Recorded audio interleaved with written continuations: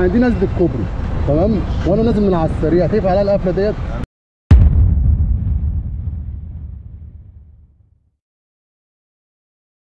السلام عليكم ورحمه الله وبركاته. عاملين ايه يا اخواتي؟ اخباركم؟ النهارده ان شاء الله هننزل نعمل تجربه، وهي تجربه يوم السبت، واللي هو اليوم اللي انا ما بحبوش اصلا في الشغل وانا باجزه عاده يعني. فهننزل نشتغل ونشوف الشغل هيعمل معانا ايه والرزق هيودينا فين، بالمره تعرفوا معايا ليه ما بحبش يوم السبت. يلا بينا وكمل الفيديو للاخر.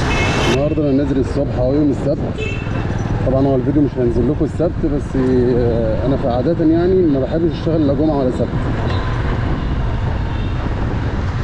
في الايام الرسميه عامه. طبعا مميزات بقى الجمعه والسبت انك بتلاقي الدنيا صحراء زي ما انت شايف كده.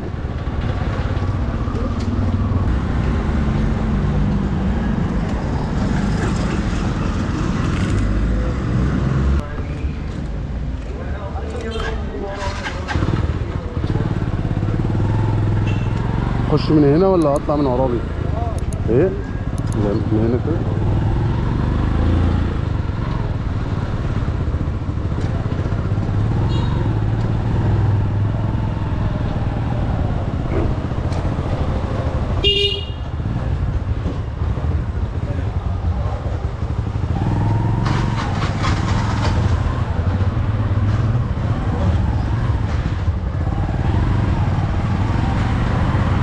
نفسهم هم بقى.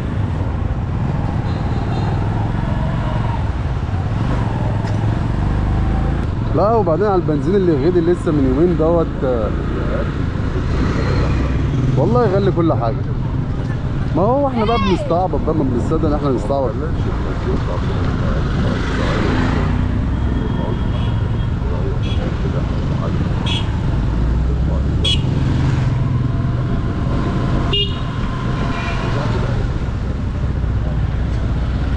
ربنا يسترها والله العظيم.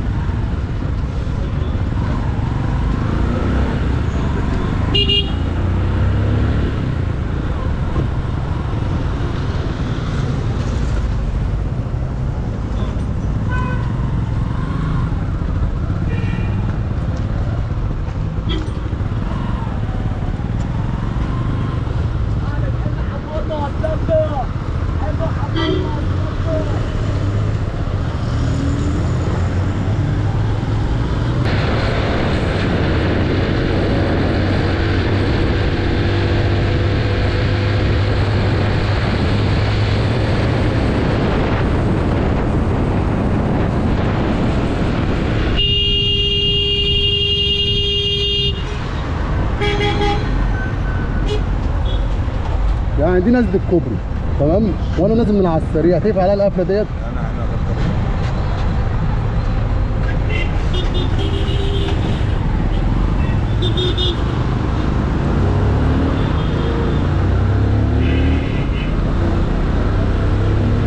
والله العظيم عالم بتستعبط. انا نازل بجري، ده جاي قافل عليا، يعني الاتوبيس مد قدام شويه وقفل، ده ورا منه فيقفل عليا انا. طب انا دي نازل الكوبري، انا نازل بسرعه اصلا. كل واحد تكلمه يقول لك اصل معلش. طب انا هي كلها ماشيه بمعلش، ولو خبطته لو انت اتاذيت برضه هيتقال لك معلش. خد بالك هو سواق وبيجي هنا كذا مره، يعني هو عارف ان دي نازله. اصل مش فكره قطع، اصل انت لما واحد هيقول لك معلش، طب انت هتعمل ايه؟ هتقف تهلل بقى؟ احنا مالناش في المندبه. بس لو رده ما عجبكش هتديله بالجزم.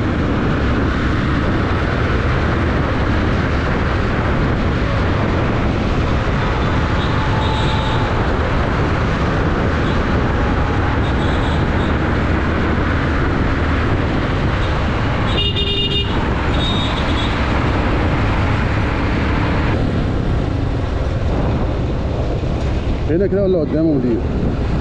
هنا كده ولا قدام؟ ايه ده؟ تنزل هنا ولا قدام؟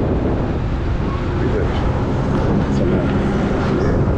بقول لك هتنزل هنا ولا قدام؟ لا لسه مش رايح عند القطر؟ هو اللوكيشن ورا هنا على فكره. اللوكيشن هنا مكتوب امتداد احمد حلمي مش احمد حلمي. ايه؟ مكتوب امتداد احمد حلمي مش احمد حلمي، يعني انت المفروض تنزل، انت محدد ورا هنا.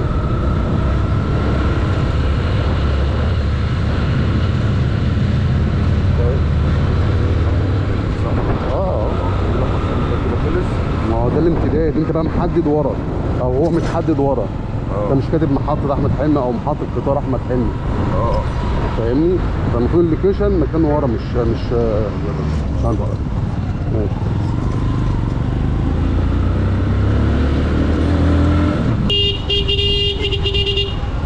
يا راجل يا راجل، التوتات كلها كده النهارده.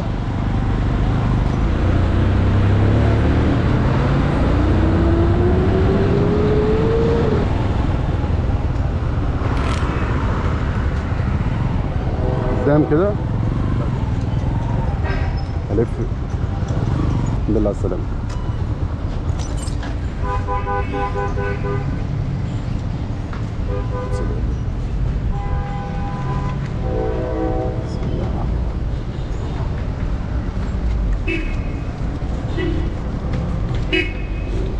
ماشي يا مدير، دماغك زي الفل.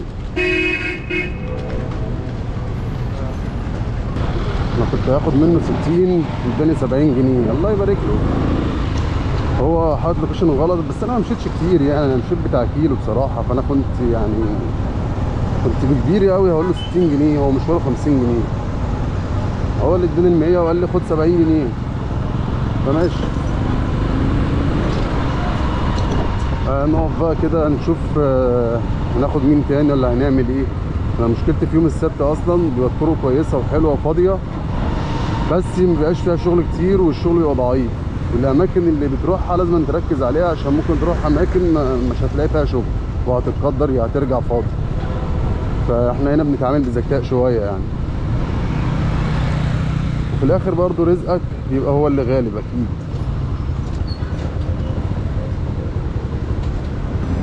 المشكله ان انا مش عامل حتى الزيرو عموله بتاع ديدو،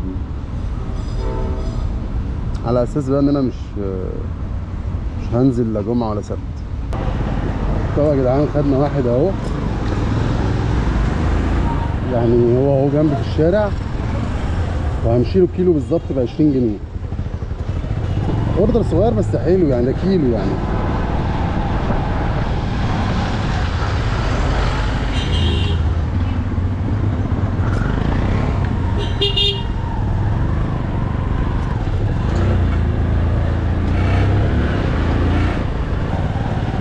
بيتر ثانية واحدة كده.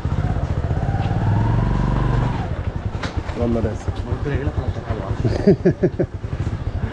شوف ايه الموضوع بقى فيه ايه. هاخد يمين في شمال ولا اطلع من هنا؟ ايه هي؟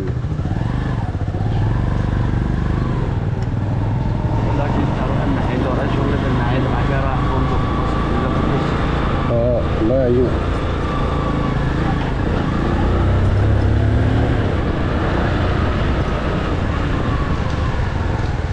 على طول زي ما انا صح؟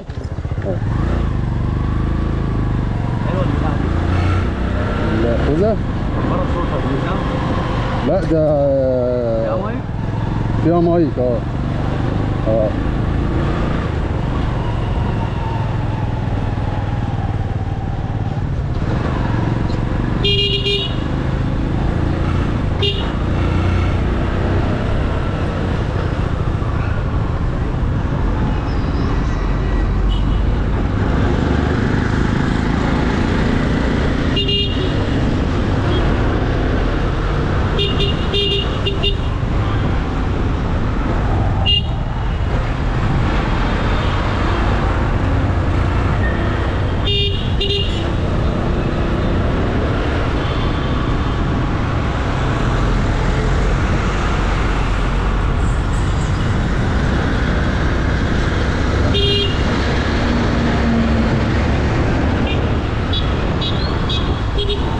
هنا؟ لا على السلامة يا باشا. مقالة ماشي يا كبير. 20 جنيه بالدولار المصري، أقل من 5 دقايق. نقف بقى على جنب نشوف الدنيا فيها ايه، بس عايزين حتة ظل.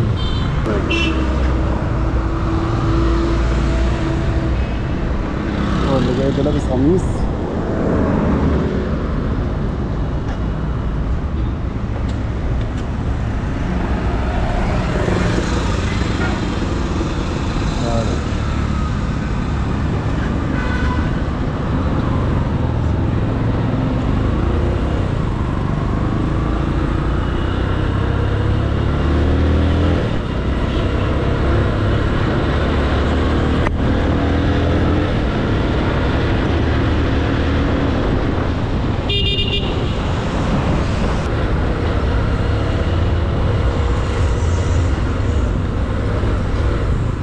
هنا كده ولا قدام؟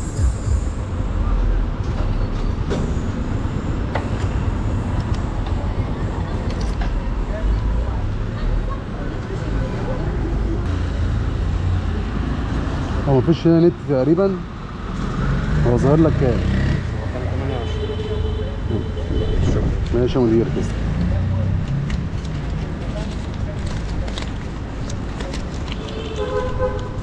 30 جنيه 2 كيلو.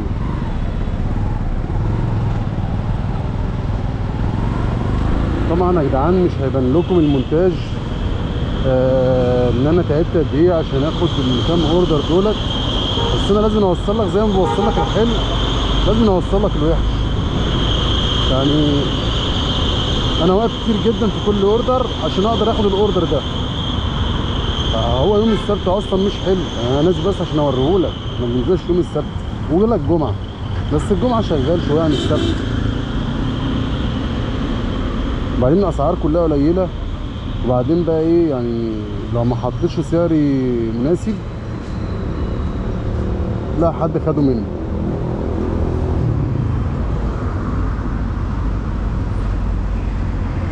تسعة عملت ريكويست واحد بتاع احمد حلمي، وبعد كده ما عملتش حاجه تاني، ورحت فطرت ودخلت اتمرنت، قلت اضيع الساعه دي وانزل على الظهر كده ايه يكون فيها شغل، مع ان انا في الوقت ده بخلص فيه اساسا. خلصت ما خدتش غير الاوردر اللي هو ب 20 جنيه واللي هو ب 30 جنيه. هم صغيرين وحلوين بس انا برضو واخدهم يعني بصعوبه. يعني انت هيبان لك في الفيديو ان انا خدتهم ورا بعض، لا هو مش ورا بعض، انا واخد الاوردرين دول بصعوبه، ومن ضمن حاجات كتير مكنسلها عشان تسعيرتها وحشه، يا هو عايز تسعيرها وحشه. يعني لو قدمت له التسعيره اللي انا بروح بيها لا مش هتعجبه. قله الشغل بتخلي في مناديل كتير على الارض، وبتخلي الناس كلها ايه بتحط اقل سعر. ففي بيقبل باقل السعر وفي ما بيقبلش. انا عن نفسي ما بقبلش،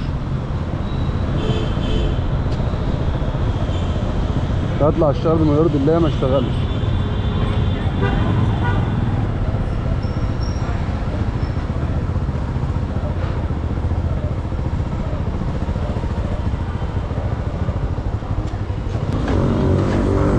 حلو والله، قلت له 45 جنيه ووافق. هو كان جاي له اصلا اقل سعر 29 جنيه.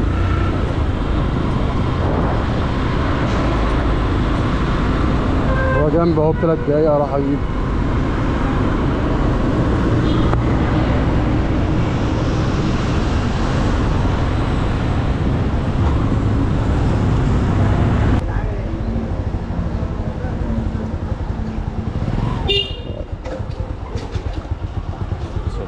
مساء النور يا راسم.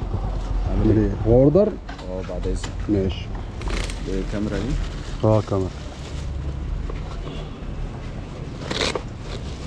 كده في وسط البلد وانا محدد لك اللوكيشن بتاعه مظبوط. خلاص تمام، ابعت بس رقم على الشات ان انا اسلمه. هبعته لك على الشات. طيب حاضر. خلاص هبعته. وانا هوصل هناك كده واكلمه. ماشي يا باشا. ماشي يا غالي. عايز حاجه؟ لسه ما غالي. سلام يا باشا.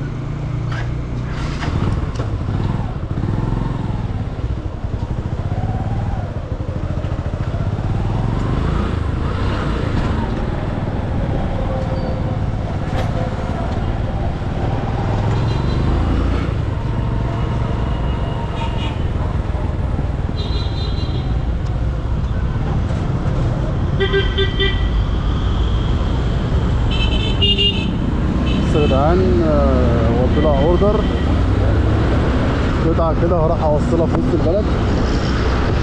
واللوكيشن جايب لي 4 كيلو. وانا من عادتي ان لو هو طالب افراد، عشان هو طالب افراد ولقيته اوردر بطلب منه زياده 10 جنيه على حسب بقى المشوار كبير ولا صغير، يعني اقل ازيد. بس انا بصراحه ما طلبتش منه عشان انا طالب له اعلى سعر وهو وافق. زي ما قلت ادام اعلى سعر وهو وافق ما ينفعش اتكلم معاه،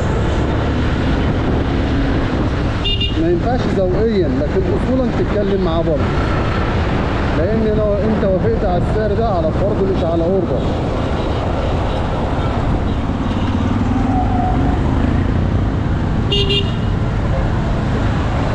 بس هي الموضوع هنا بيتحسب اذواق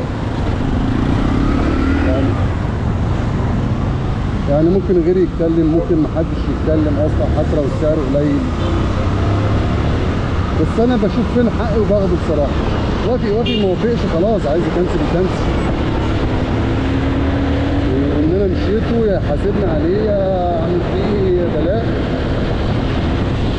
ده كده ضد الاكل. انا كده واخد 3 درايف وواحد يجي. لقيت فرصه ان انا هروح بصراحه. هو محل دياكو فين؟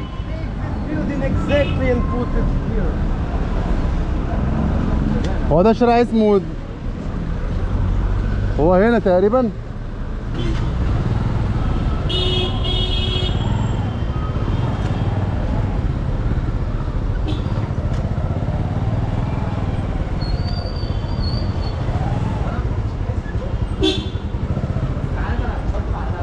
هو محل دياكو فين لو سمحت؟ ماشي شكرا.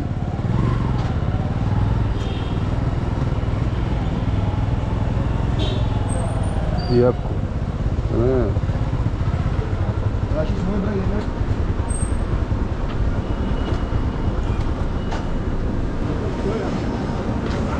عاملها كبير.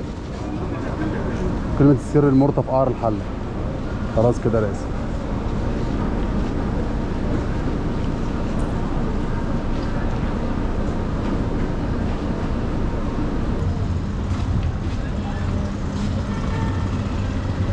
تقول لي انت هتوافق ب 40 يا عم. هاخده من وسط البلد لشبرا فيهم 40 جنيه.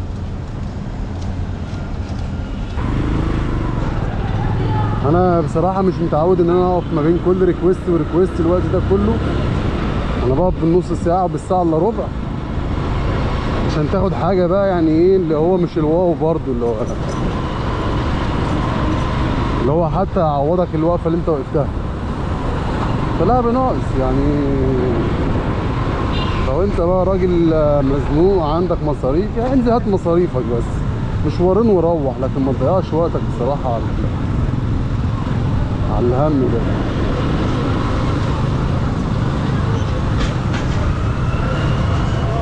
انا كده يبقى عملت اول طلعه عليها كانت 70 جنيه.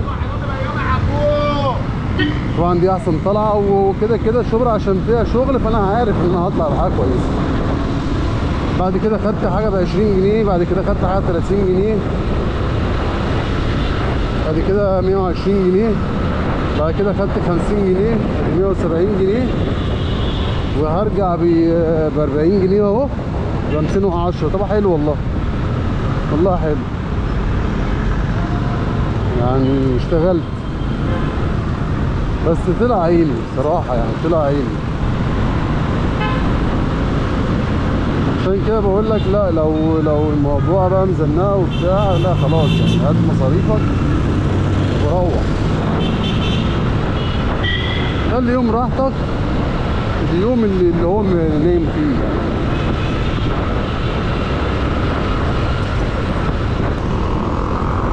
درجة الحرارة النهارده 38 وفي هواء يعني الجو حلو. تقريبا احنا خدنا على الموت يا جدعان والله، يعني خدنا على الحرارة العالية الاربعينات وانت طالع. يعني نشوف ال 38 وال 39 كويس. ايوه محمد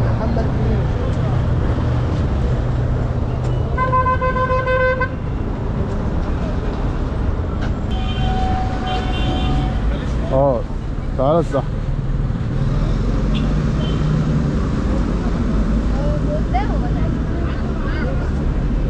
يلا يا باشا توكلنا على الله.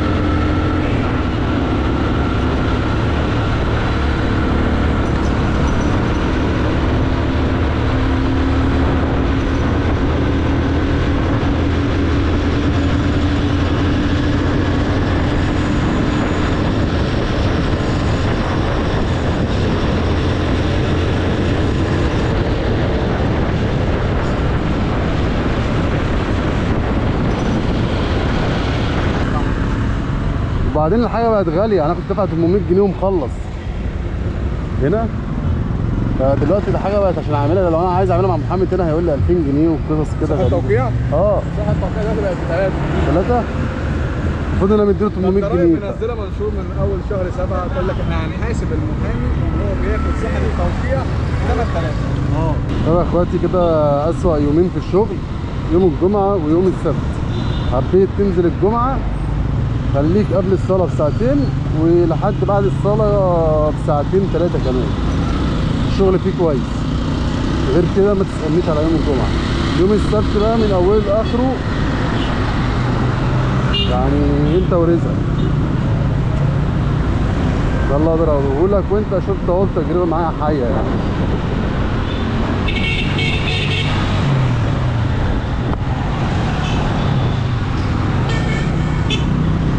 لو وصلت معايا لحد هنا ما تنساش تصلي على النبي. التجربه النهارده ما كانتش احسن حاجه، عشان كده دايما اصلا ما اشتغلش يوم السبت، ومش لازم اوري لك اعلى حاجه عشان افضل عامل الريتش. انا بوري لك الواقع، ما ينفعش تضل عليك، ويا دوبك ده ممكن تقدر تجيب منه مصاريفك فقط، يعني مش اللي هو تعتبره يوم الشغل وتعتمده، يعني ده ممكن تاخده يوم راحتك. ما تنساش تعمل لايك وتعمل كومنت وتدعي لي بدعوه حلوه من قلبك، وما تبخلش عليا زي ما ما بخلش عليك. وسلام.